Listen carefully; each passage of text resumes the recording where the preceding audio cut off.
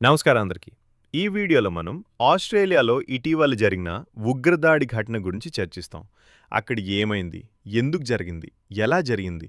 మరియు దాని ప్రభావం ఏమిటి అన్నదాన్ని మనం తెలుసుకుంటాం.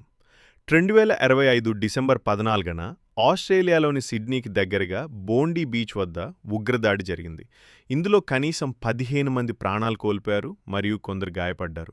ఆదివారం సాయంత్రం బోండీ బీచ్లో యూదు సమాజం కోసం జరిగే హనుక్కా వేడుకలో పాల్గొనే దాదాపు 1000 మంది పెద్దలు, చిన్నారులు చేరికనుండగా 2 గన్మెన్లు ప్లాట్ఫామ్ వద్ద కాల్పులు ప్రారంభించారు. వరుసగా జరిగిన కాల్పులలో 15 మంది ప్రాణాలు కోల్పోయారు, ఇంకా 40 మందికి పైగా గాయాలయ్యారు. బాధితుల్లో చిన్నపిల్లలు, పెద్దలు మరియు కొన్ని తల్లిదండ్రులు కూడా ఉన్నారు. పోలీస్ విచారణ ప్రకారం ఈ ఉగ్రదాడికి పాల్పడిన 2 కాల్పులకర్తలు తండ్రి కుమారుడు టేలర్ అండ్ అక్రమ్ అని గుర్తించారు. 50 వర్షీయ సజిద్ అక్రమ్, 24 వర్షీయ నవీద్ అక్రమ్.